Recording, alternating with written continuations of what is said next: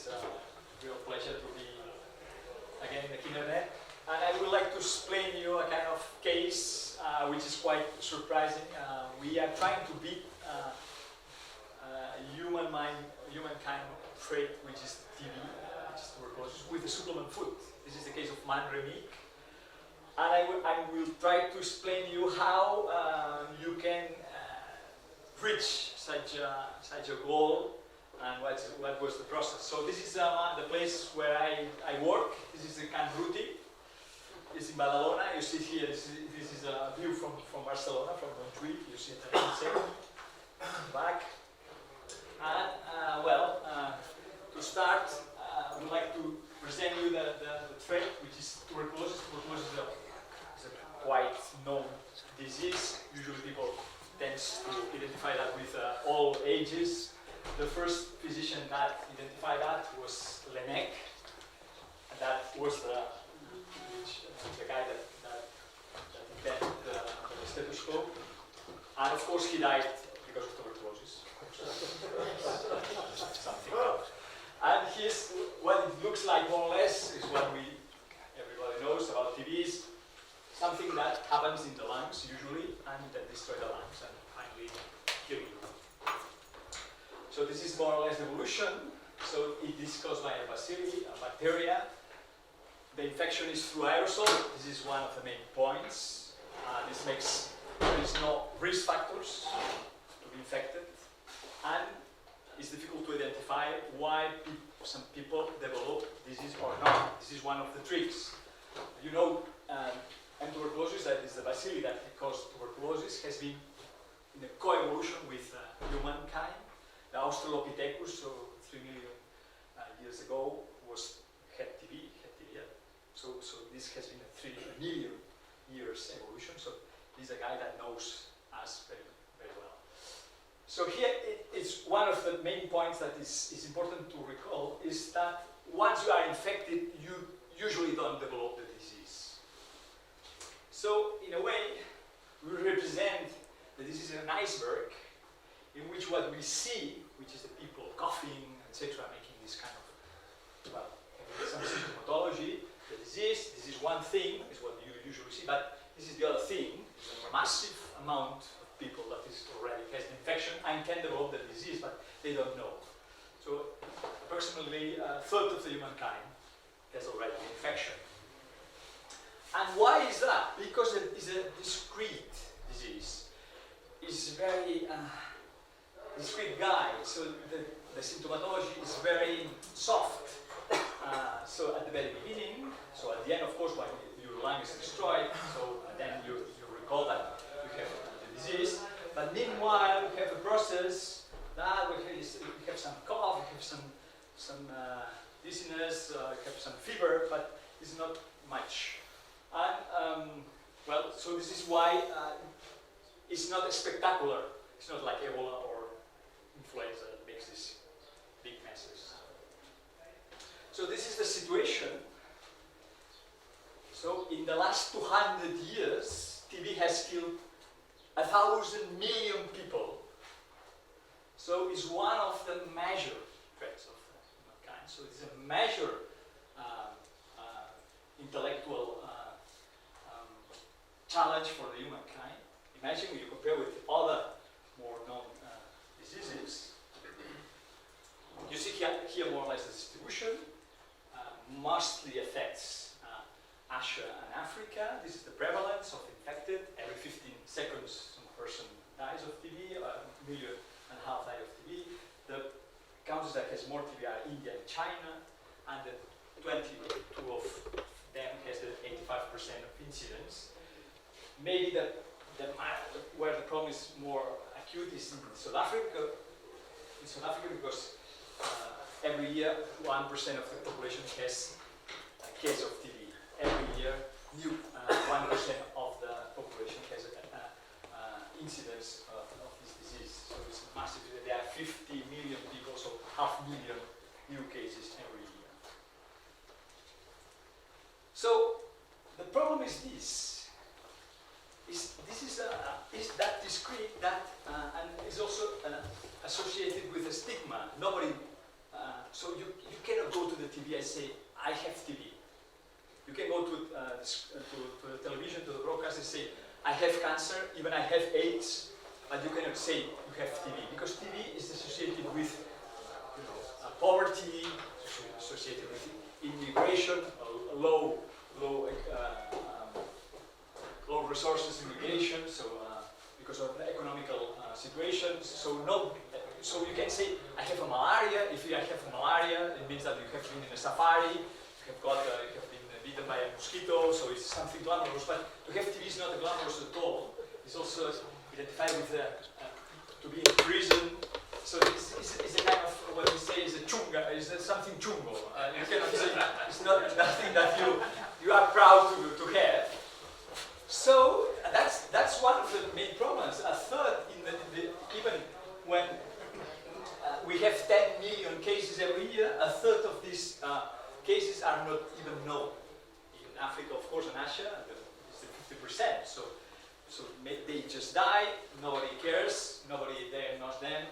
And of course, the people in the developed countries, they don't want to be associated with TB. So this is not a problem, technically speaking. If there is no problem, there is no solution. So even when you have TB, you must be isolated for 15 days. People do not say that to the relatives. They just hide. They say, no, I've been in holidays, and that's it. Nobody says that has TB. Well, people say to me, you go to parties, everybody says, no, look, my father, my mother, but these kind of things. So this is one of the aspects more important that makes it very difficult. There is no critical mass, even in science, to go through that, because if the problem does not exist, there is no foundation for the problem. So it's something that makes the things even worse. That's a very interesting concept. You're saying that if you will do better PR for the disease, you might be able to find a better cure. Well, it's a way to, in a way, you can say that. Very interesting concept. Yeah. And one of the things that people is not aware is that urban accumulation of people, of course, facilitates this dissemination. The capital of TB in Europe is London. London has, some quarters of London, in the middle of London, has incidents of, like in Asia or in Africa, and they are starting to vaccinate people in London because of that. So it's because the facility likes to, is transmitted by aerosols, so it's something that likes cloudiness, people living together, so it's why you have such high incidence in the big cities, and this is a thing that is growing because people tend to go from rural areas to urban areas.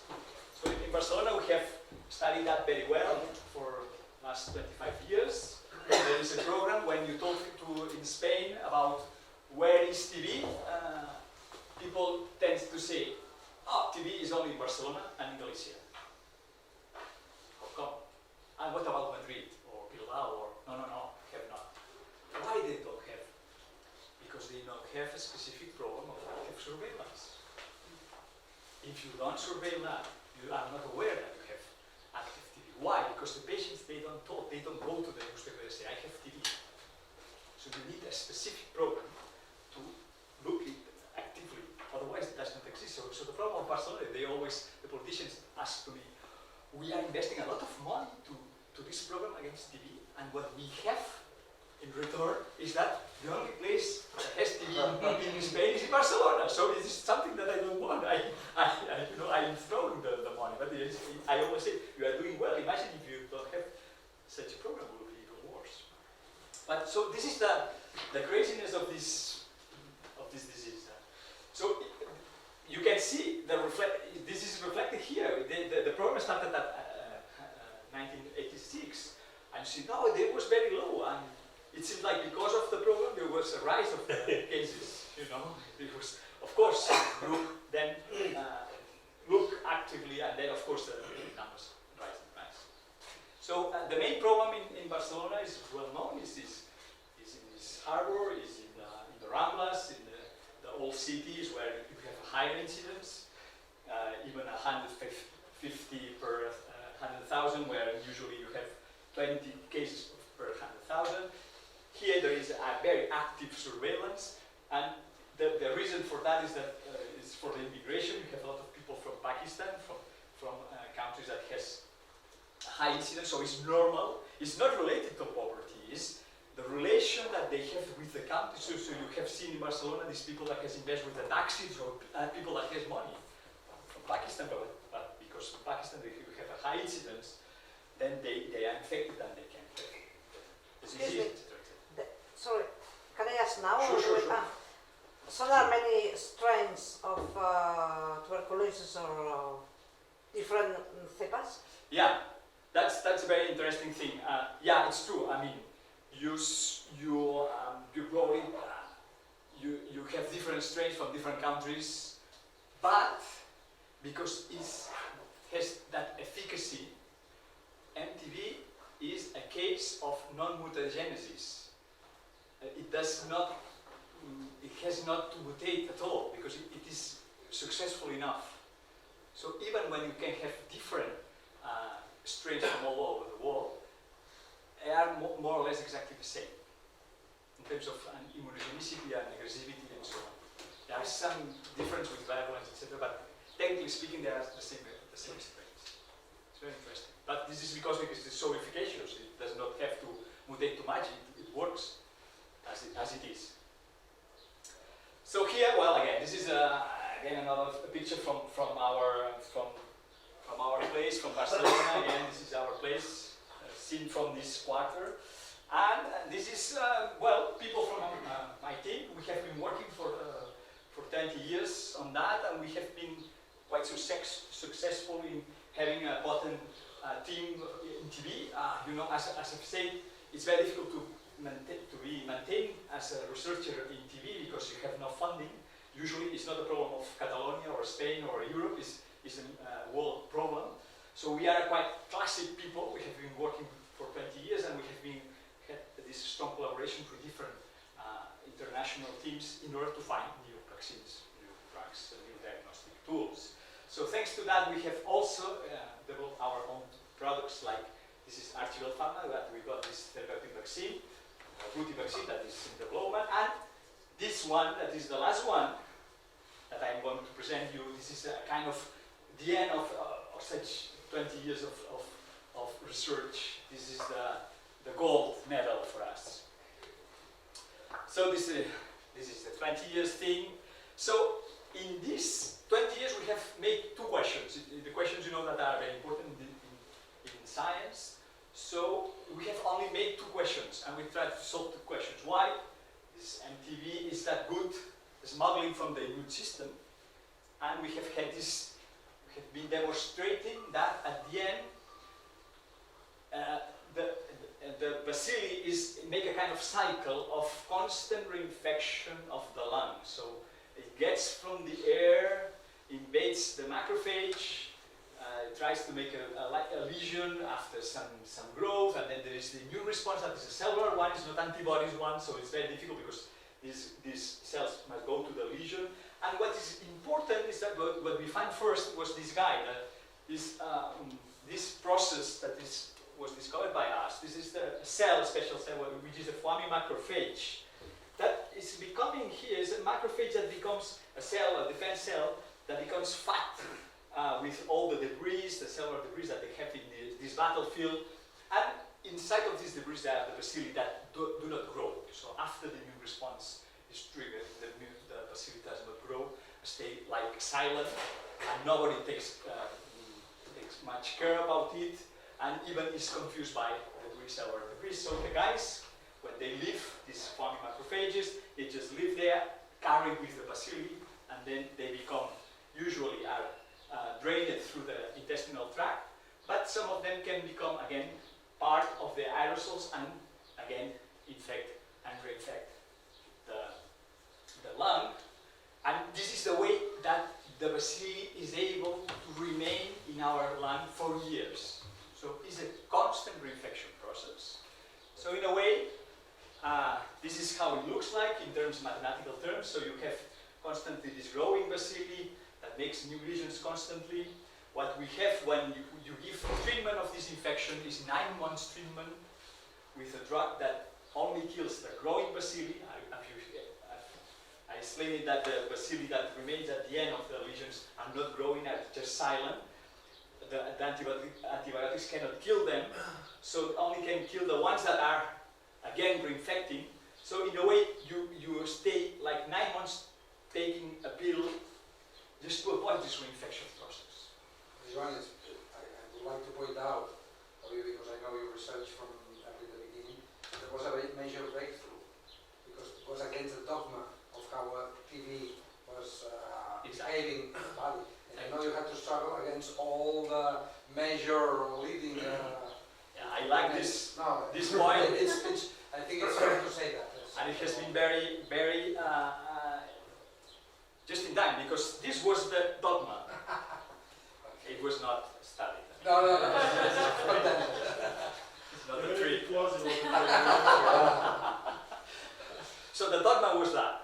The dogma was that the bacilli was just dormant for years and then suddenly resuscitate. Like that. Got the prints and give a kiss. And what we said, discovering that for 15 years, is that the bacilli is a poor guy that is constantly running, making new lesions, because it's constantly drained. These lesions are constantly healed and drained. So if the guy do not come again and make another lesion, it will be eliminated from the body. So this is a quite non-glamorous, again, I'm against the glamour, so it was the print, the Sleeping Beauty in one before, and now it's just this poor guy that is constantly running. And again, this was one of the boutades of our group. We compared the lung with Barcelona. It's one of our marks. We say that Barcelona is like a lung, but Barcelona, imagine Barcelona with 300 million of rooms that size 25 square meters, like a living room, like this, well, a little bit less. Imagine this place, and that every 6 seconds somebody opens the door, enters some air and some dust, some bacteria, some virus, etc. So the guy that takes care of this room is this macrophage, alveolar macrophage, that is not the police. We tend to say that there's a police here that takes care of the infections, blah, blah, blah. No, it's a cleaner. It's a guy that every 6 seconds somebody opens the door and throw inside some, shit, blah, like that, blah, blah. And the guy is constantly trying to have this clean, because the function of this place is to exchange air. It's not to say constantly, I am infected, please help me, please help me. No, come on. Hell no, you must have all this clean, constantly clean, in order to have that available for the gas. So this guy never asked for help.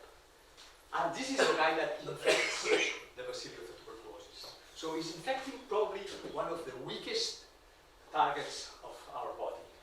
The guy that never asks for help is constantly eating.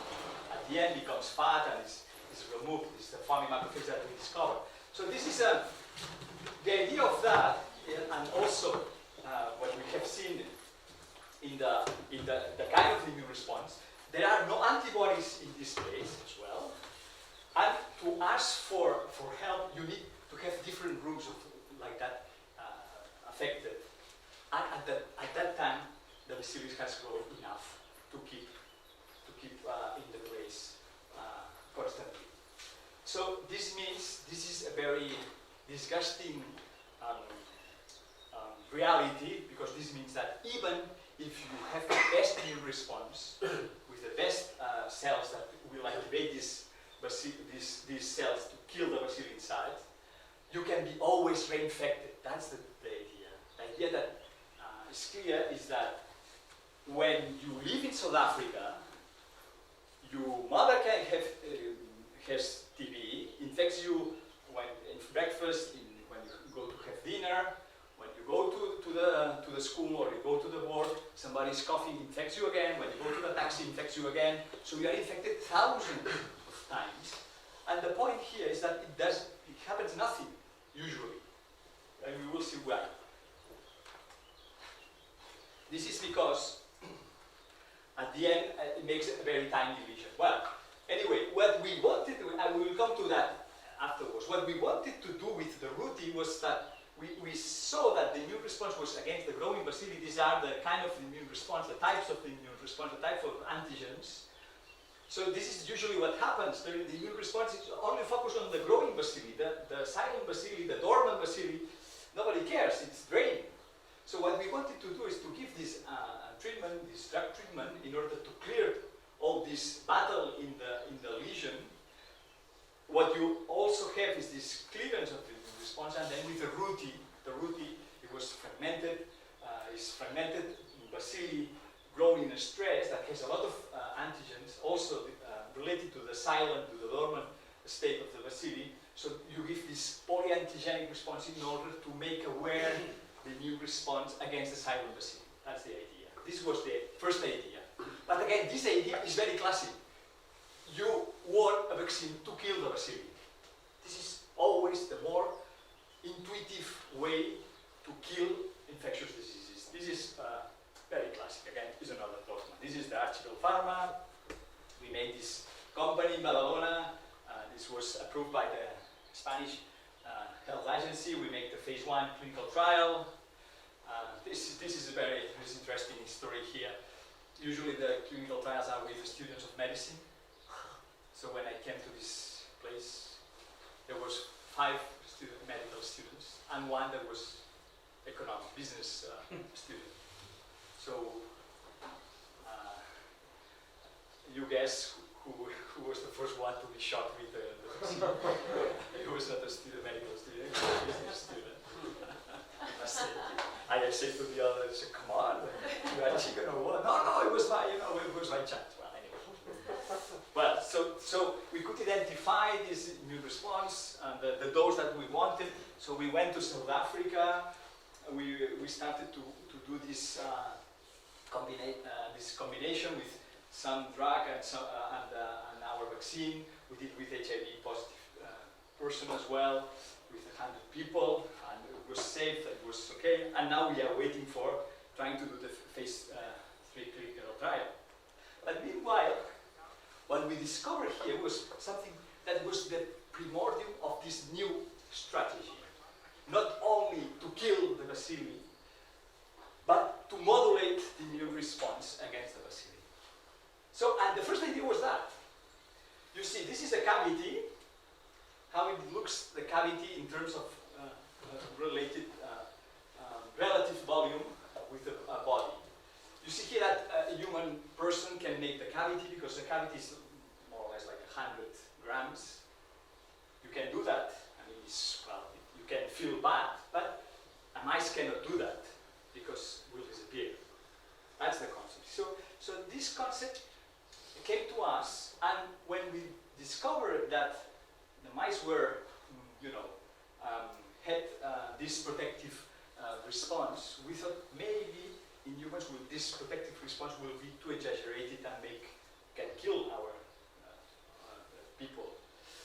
Of course, with the clinical trials, we saw that it was not the case, but we started to work with pigs to try to demonstrate that it was good enough. And then here came this new concept that now is a total revolution, not only in TB, but in the whole infectious diseases.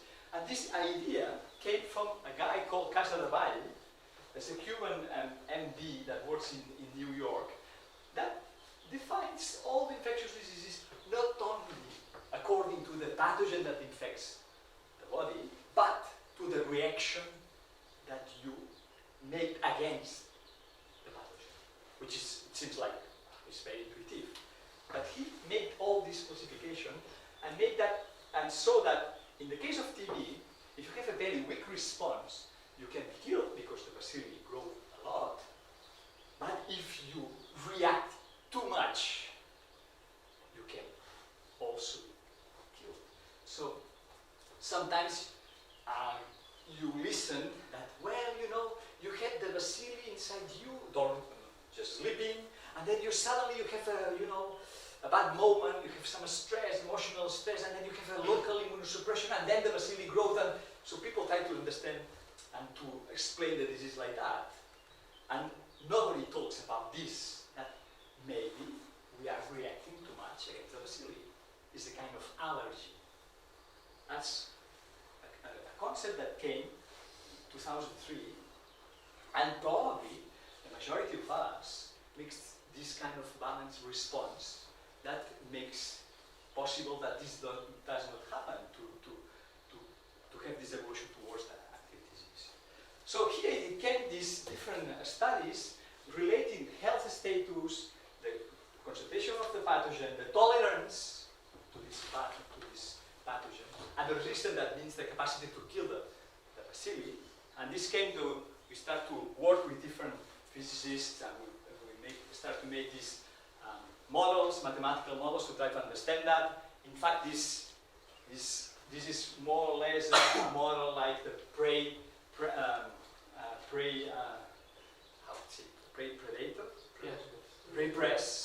model, Volterra. So we start to work with that in one way. So at that time we had this idea that maybe we have this exaggerated intolerant response could be the responsible for having the disease itself, which was a quite anti-dogma idea. And then it came the idea to, if you don't want to have this exaggerated response, what you can do is to do this oral tolerance reaction, which is well known in the aliments, you know, the aliments, the food, or we know that it has been done with different diseases, autoimmune diseases, that you give the antigen in low dose, like it was a steak or a French fries, you know, and the immune system of the intestine recognize that as a food and then induce a kind of tolerant response. You know that when children, they start to eat food, etc., you give it in low quantities, and then they get used to that, and this is in order to not make allergies against the food, etc. So the idea came to see, well, maybe what we could do is to try to give to our patients or to people this bacilli as a food, and then we can induce this tolerant response, and then when there is the real guy, the immune response will be balanced in a way that will not be able to induce this exaggerated immunological response to induce the disease. At the meantime, what we saw, working with the pigs, is that in the lungs of the big animals like us, we have this kind of, the lung is not something homogeneous, but is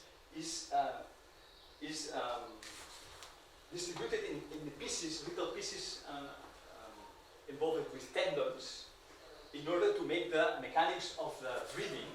And these tendons are very, very reactive to any little tiny lesion. So these tiny lesions that we see when you are infected, it's about 1 millimeter, are really quickly controlled. So to be infected, as I said, it's not a big deal.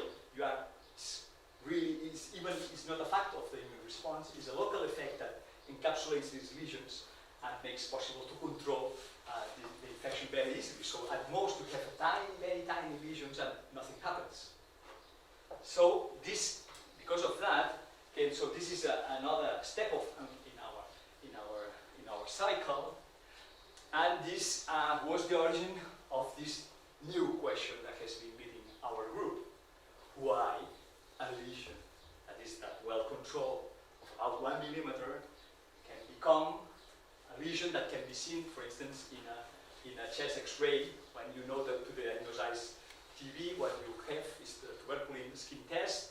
If it's positive, they take your chest X-ray, and if there is a lesion, a sign, then they determine that you have the disease. This sign usually has about 20 millimeters. So if you see that you have this tiny lesion that usually is controlled, how this can become this big one. So the two concepts came together. So this is more or less how it looks like, this comparison to usually you control that, and it must be like this. This is also a relative size. So we could solve that thanks to another experimental model. What we saw in this experimental model, this is a mouse that used to be done in psychology experimental modeling, but for one reason the courier had a mistake in the lab. So instead to give the mice to the psychology department to make behavior experiments, give it to the TB department, and they infect them, and then realize they make a huge lesion. So when we saw that, we start to work with these mice that are from America, so we had to buy in America, they are not in Europe, so we call the American mice. And what we saw is that we could explain this sudden increase on the size of the lesions because of two parameters.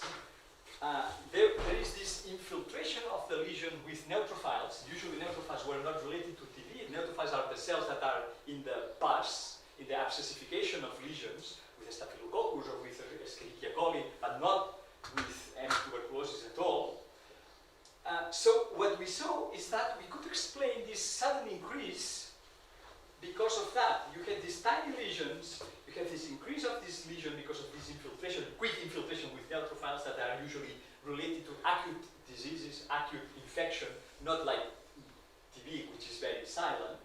And you have this increase on the size, you have daughter lesions that comes from that, from those, and then they become bigger and bigger and coalesce and make it possible, this huge lesion. And this happens in days.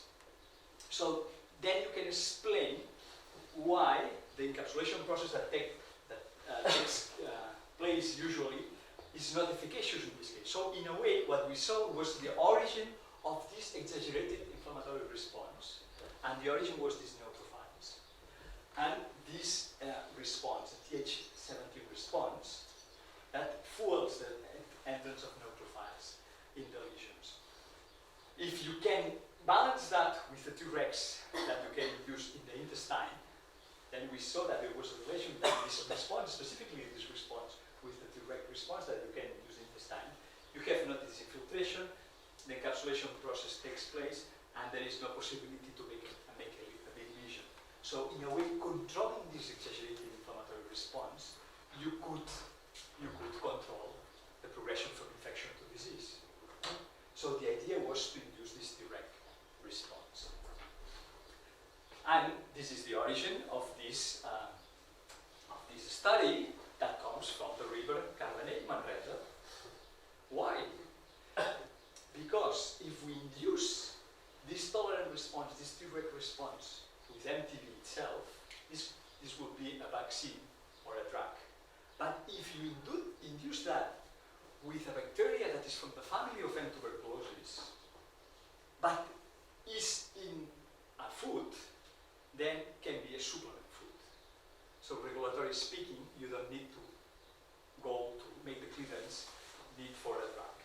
So we knew that there are these bacteria that related to the family of M. tuberculosis that are in the potable water, and that is the fortuitum complex, Mycobacterium fortuitum, and what we did was look for that in a sample of the river, because I am from Manresa, so I got this sample, and this is the point that this is already in the tap water, and nothing happens. So it's a part of food, so because of that, regulatory speaking, you can claim that is a supplement food.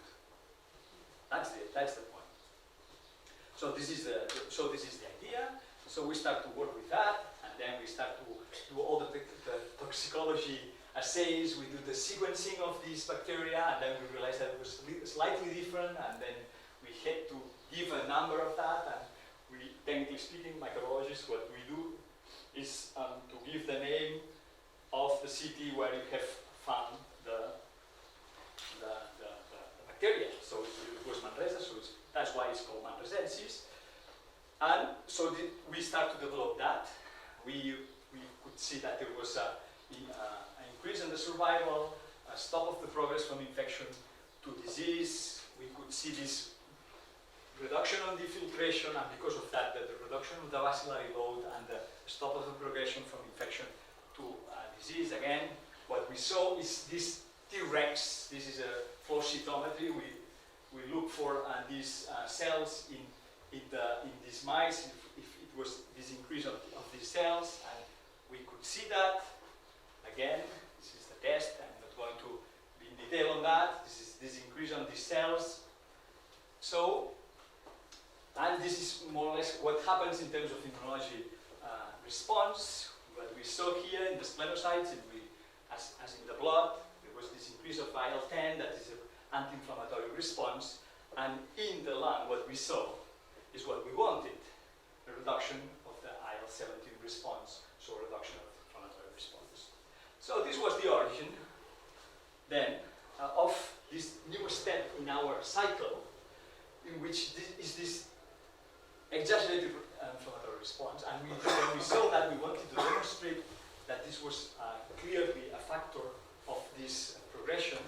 We made this crazy experiment, which was to give ibuprofen to these mice to stop the progression as well. So, and we succeed. So this is a very important paper in the TV world, and everybody even stops me and say, "Why you gave ibuprofen to your mice? This is crazy idea, totally crazy idea." But behind of that, so, and even for my technician, I came once to the lab with a Dalsy bottle, the syrup for children, and say, "Well, Jorge, today we are going to treat the mice with Dalsy." And the guy was, "Are you sure? Have you sleep well? This is crazy, man. You have been working for 15 years, and then you decide to treat TB with ibuprofen? This is nonsense." And it worked, and it's spectacular. And this is the origin of a new, total new world, which is the host-directed therapies. People is crazy looking for anti-inflammatory drugs to treat TB. Antihypertensives, anti-statins, anti-cholesterolians. Everything that has impact on the inflammation now is used against TB. It's crazy. And this begins with that, with all this bizarre and indirect thinking. But of course, for us, this was just a proof of concept. What we made was this new company, Manremic, that what it does, Manremic, is to produce the manresensis massively. We do that in the KINNERNET of the University of Catalonia. We do this with big times of fermentation in the Autonomous University, and we freeze dry and we encapsulate in the, this is the product, magnificent product. We have massive amounts of that. It's very tasty. You can just open. You can put in the coffee. You know, it's fantastic. It's very sweet if you want to drink. It's fantastic. I always take it because when I go to these countries that I don't. But anyway, what we do is to produce that massively. Now we have a production massive to treat all the planet if we want. And the idea with that is to try to distribute it all over the world. And it's our main purpose now. And that's why we have got the B Corp certification. You know, the B Corp is a certification that is given usually, it starts to be done in the States. And this certifies that the product of a company has a high social impact. This is clear. I mean, if we will be able to disseminate that through all the world, we will really make a big step in order to eradicate TB. And so that's the idea. We started to make this clinical trial to induce this increase on the Treg response. This is the team at the very first day. So we started to make these studies. We did in mice, we did that in humans, mainly to demonstrate that there is no toxicity at all, and that we have this increase on the Treg response. But of course, we could not demonstrate the efficacy because you need a lot of people to introduce. So this is more or less how it looks like, the immune response, this Treg response that we want to demonstrate. And at the end, now what we are doing as an Institute of Research, because the company has already the registration dossier in order to be distributed all over the world as a supplement food. What we are now pushing from our research institute is different efficacy studies. We will start now in Georgia, the Republic of Georgia. This country has a big problem because almost half of the TB cases are multi-drug resistant. So this is one of the main points as well. It's from the former Soviet Union. So now what we are going to do is to start, this will be starting this summer. We are going to test these 3,000 people. Half will be treated with our probiotic and half with just sugar. And we will follow them for 2 years. We expect in the control group to have an incidence of 5%. And we expect at least to have a reduction of 40% on the incidence.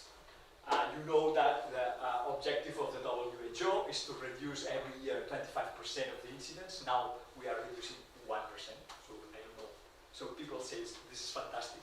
Politicians, when you talk about TB, they say, no problem. We have a target. In the 2050, we will reduce the incidence to the 1 per 100,000 inhabitants. And how we are going to do that? Reducing the incidence 25% every year. And what we are reducing so far?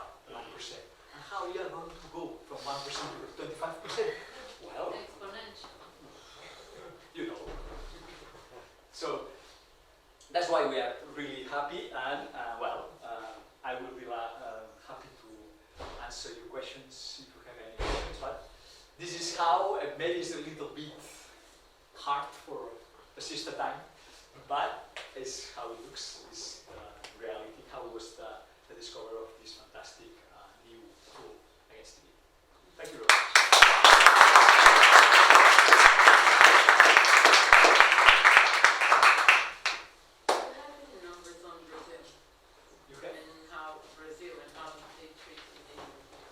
Well, we have a magic treat as well, yes. And we have conversations as well. There is another field that is fantastic, also we are talking in Brazil about that, which is the TB in cattle. You know that as a mammal, all these cows, sheep, goats, they all have TB as well, and this is a major trade in terms of economical. But they do vaccinate, no? No, they can't. It's forbidden. On the cattle? No, they kill them. Okay. Just they are infected, so there is a big problem on that. See, pardon. Yes. If I understood well, tuberculosis will be a hyperreaction, Yes. hyperreactivity. And what happens with people with a slow autoimmune system? Wouldn't they have tuberculosis then? Yeah, they probably will have TB as well. As well? Yes, Oh. yes. It's not a way. Yeah, you cannot avoid that. Yes. But you really, even with this food supplement, the idea is based on that 100% of tuberculosis is due to an hyperreaction. No. The majority is due to this, but of course you have this immunosuppression. If you have AIDS or you have anti-TNF treatment, for instance, then it's difficult to avoid that. But at the same time, it's true that in the case of AIDS, or for instance, diabetes also fuels TB in incidence. But there are these diseases like diabetes that are actually autoimmune, so they have too much reaction to everything. So in a way, if you increase the Treg response, you also reduce the chance of disease, even when you have immunosuppression. In the case of AIDS, it's the same. You have hyperreaction, you have a reduction of Treg response, global reduction, and this could also be beneficial for these people. Not in the same way that if you have, of course, kept your immune response as usual. Yeah. So going back to the very beginning of your position, if I'm not wrong, when you show the incidence of different war regions, there was a very low incidence in North and South America, in Europe. Is there any particular reason why in South America there is such a low incidence? Is a low incidence compared with Asia, Because but this was absolute numbers. In terms of incidence, the incidence is very high as well. the rate is high. The rate is That's high. all, because Mainly in Bolivia and Peru, Okay, it's so very high. maybe- Yeah. Yes, no. Okay. I'm very curious about the discovery process of the bacteria that you discovered. Yes. because it's very coincidence that you find this bacteria in the river of your home city. So how you find that? No, because what we looked for was from the Fortuitum group, which is related to tuberculosis group. But Fortuitum is a massive group. Okay. And then you can find Fortuitum in terms of when you do the diagnostic, the identification using clinical tools, you say this is a Fortuitum. Okay, but the Fortuitum group is plenty of different species. Okay, so Fortuitum is everywhere, even here in Santa Cristina d'Aro, and you decided to take it from Yeah, your hometown. maybe if you take a sample of the river of Santa Cristina d'Aro, then you could find the Mycobacterium christianensis. But yeah. So you could start a company and be a competition. Well, the patent is ours now.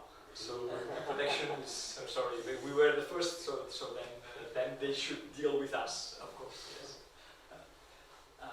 David? How do you detect? There are many ways to detect the illness, or just X-rays, or. Yeah, usually what you do is do this tuberculin assay, that you give these proteins intradermically, and then if there is a reaction, you do the X-ray. This is the normal way. But in terms of, it can be extrapulmonar disease as well, so you can use other mechanisms to, like image assays like tomography or resonance as well, magnetic resonance, or do biopsies if you have a disseminated. But usually what you do is like that. And then you must identify the bacilli in the sputum. This is, you have a sample of the sputum, and you make a culture of that, or you make a stain of that, and you find the bacilli there. Yeah. And what about these rats that can? Yes, this is very interesting. They're interesting, no? There are in Africa they use some rats. You give the sputum and you put in a hole in a porta in a kind of glass, and there is a rat that goes there and smells and identifies which is the TB. Yeah, and they say they say that they have it as a dog at home. Yes, Because yes, they and they love give them very them much. rice, yes.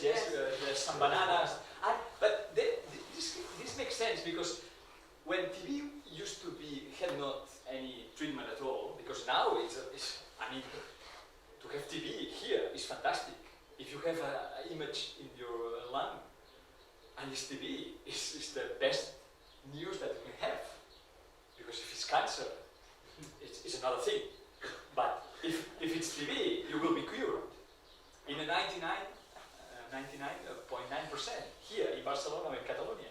In India, maybe it's different because you will be diagnosed, the diagnostic will be late, etc., etc. But at that time, when there was no treatment, the doctors could smell TB because this kind of lesion have these special fatty acids that makes this kind of a smell.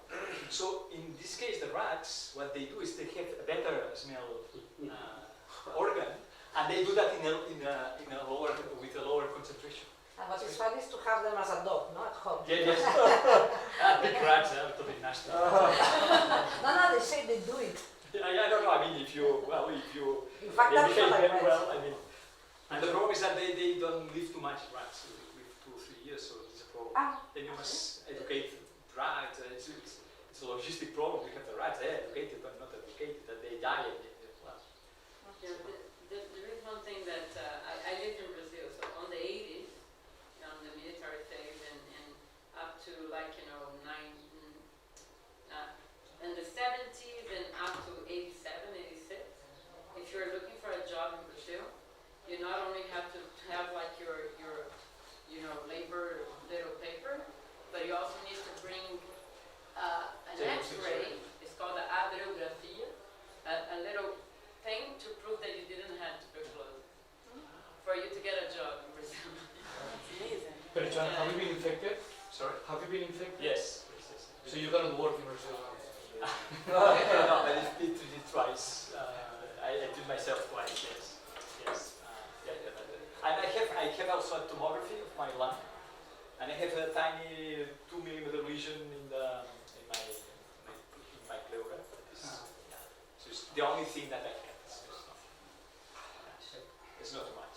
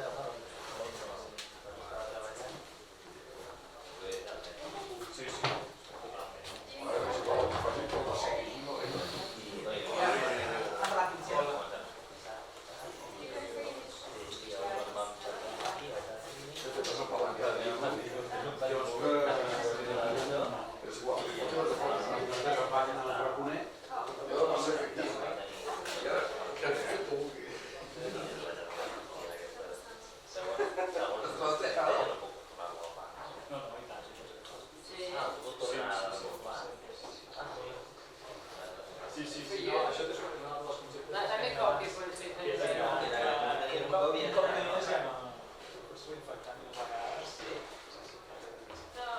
Al contrario.